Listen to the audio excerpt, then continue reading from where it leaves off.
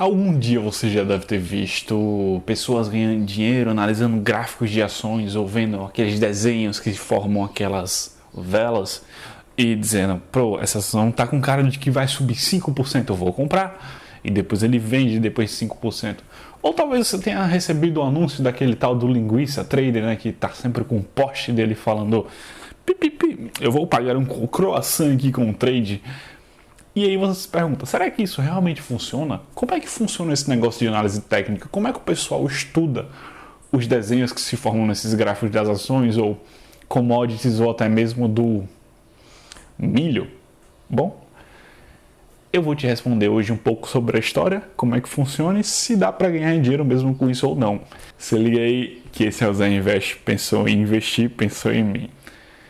Se você gosta desse tipo de conteúdo, não esqueça de se inscrever no canal, dar like no vídeo e comenta qualquer coisa sobre o que você quer que eu faça no próximo vídeo, suas dúvidas ou até mesmo qualquer baboseira aí para ajudar a gente com o algoritmo do YouTube. Análise técnica ou análise gráfica nada mais é do que você estudar a influência do tempo e qual o movimento, um preço de uma ação ou o que quer que seja faz durante esse tempo, né? Análise de um eixo de preço pelo tempo. Preço contra o tempo. É isso que a análise técnica faz. E através dessa análise de movimentos passados, você tenta presumir para onde vai no futuro. Isso funciona para gráficos de até 30 segundos para semanais ou mensais. Cada uma das pessoas vai trabalhar com tempos gráficos ou conjuntos de velas, né, no caso, que aí tem uma história muito boa sobre isso, que funcionam para cada tempo gráfico, né? De 5 minutos, 10, 15, 1 hora, 2, 3, 4 ou até dias. E aí cada pessoa vai fazer sua operação através do estudo dessas velas durante esse tempo gráfico que elas escolhem. Interessantemente, uma das coisas que é fantástica sobre isso é você parar para pensar. Quando foi que basicamente surgiu? Eu parei para fazer essa análise para imaginar. Bom, se pessoas ganham ou não dinheiro com isso, pode ser que seja algo novo. Aí você para pensar, não, eu vi um anúncio do senhor do croissant esses dias, então deve ser algo dos anos 2000. Talvez você pense isso, só que, meus caros seguidores do YouTube, ou aleatórios que encontrarem esse canal, é uma parada muito antiga. Para vocês terem ideia, esse formato de velas ou candles foi algo que uma pessoa inventou no século XVIII, no Japão. O nome dele era Sokuyo Huma. Eu não sei se estou falando certo, mas veja bem o que foi que ele fez. Nessa época do Japão, se eu não me engano é o Japão feudal, né? No caso tinham shoguns e tudo mais, os samurais eram pagos em arroz. E tinha locais que comercializavam arroz como sendo uma moeda mesmo, como a gente tem o nosso papel moeda, hoje em dia é o real.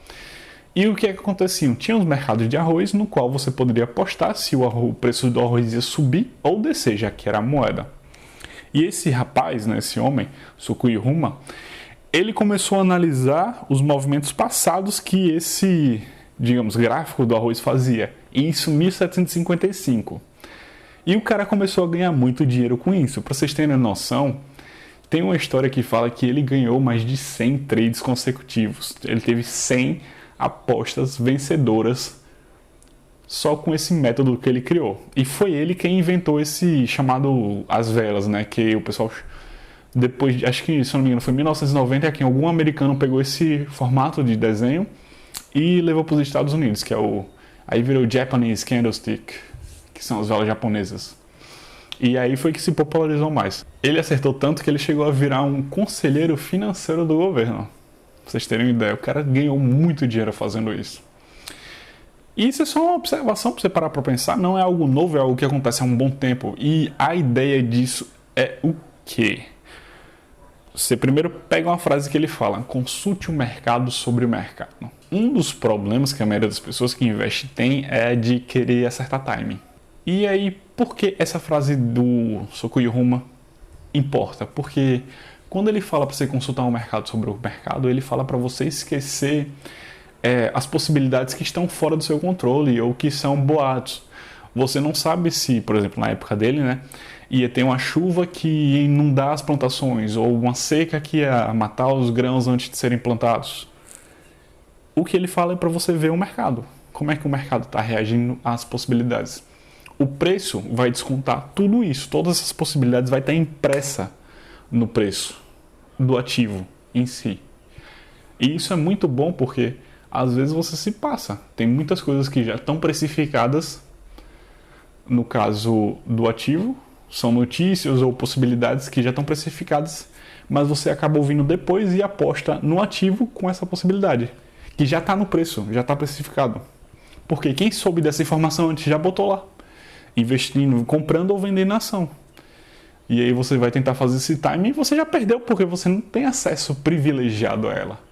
Agora, quando você começa a ler o mercado com essa ótica de análise técnica, ter um conhecimento, você consegue meio que entender o que talvez esteja ali, não esteja exposto, não esteja explícito, mas está ali, implícito, meio que escondido. E esse é o caso, por exemplo, de um caso que ficou famosíssimo no Brasil, que é o caso da IRBR3, que é uma seguradora de seguradoras, que basicamente teve seu preço extremamente inflacionado por causa de um boato. E agora, quem aqui começou a investir nessa ação por causa de um boato? Pessoas como você e eu. A gente viu a notícia e, bom, vou comprar. Se o Warren Buffett vai comprar, óbvio que essa ação tem um valor muito bom. O problema é que, é um boato, ele não ia comprar. E 2, a ação não tinha esse valor. Quem era esperto, quem tinha um conhecimento, já estava vendendo para quem estava comprando mais caro. E lucrando horrores. Aí você para pensar, eu não consigo fazer isso. E consegue, às vezes. Eu não tenho muito conhecimento de análise técnica, mas eu consegui fazer algo bom quando eu vi uma movimentação na Oi. E eu posso mostrar para vocês aqui que eu vendi a Oi nesse fato antes de ela continuar caindo. E até hoje em dia, isso eu vendi ela em 2020 ou 2021, continua no mesmo preço. Se eu tivesse deixado meu dinheiro lá, eu tinha perdido. Se eu quiser comprar, eu consigo comprar mais com o mesmo dinheiro que eu vendi ela ano passado. E isso ajuda demais porque a gente consegue evitar de perder mais dinheiro e até investir mais, comprando mais ações depois, quando está lá embaixo. Obviamente que isso exige um pouco mais de conhecimento, mas é fantástico só você ter a ideia de como é que isso funciona. Tanto que no começo da XP, o Benchimol ele dava aula sobre análise técnica para as pessoas, usando algo básico como médias móveis, os locais onde era melhor para comparação e até mesmo para vender. Porque isso já ajuda você, isso já dá uma guia.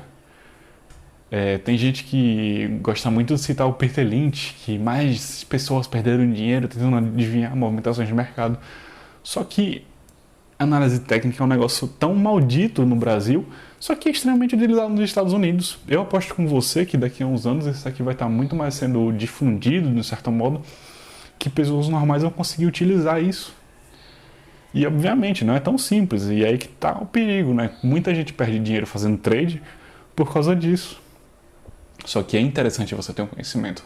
E aqui, a título de curiosidade, você poderia acompanhar o movimento das ações quando você visse os preços dela fazendo isso, por exemplo.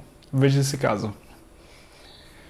Uma senadora americana, depois de um briefing na Casa Branca sobre a segurança sanitária do país, no dia seguinte ela vendeu quase todas as suas posições em ações.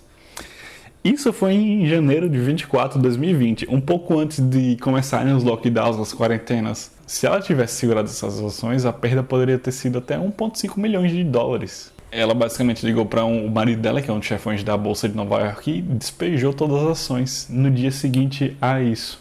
E ela não foi a única. Outros senadores americanos estão sendo indiciados por esse tipo de prática, que é extremamente errônea. Tem uma outra senadora americana que é muito famosa por esse tipo de coisa também. Ela visitou Taiwan um tempo desses. E ela tinha apostas em fábricas de semicondutores. O que você pode fazer com essa informação? Se você conseguir ver esses movimentos, você consegue meio que prever o que vai acontecer. Se você seguir as pessoas grandes, elas já vão indicar um certo movimento para onde o mercado vai. E quando você vai junto, você evita de perder tanto dinheiro. Eu vou tentar me aprofundar mais, talvez em outros vídeos sobre análise técnica, mas eu acho que por hora a gente dá essa pincelada aqui para entender mais ou menos como é que funciona. Se vocês gostaram do conteúdo, considerem se inscrever, dá like no vídeo e até o próximo.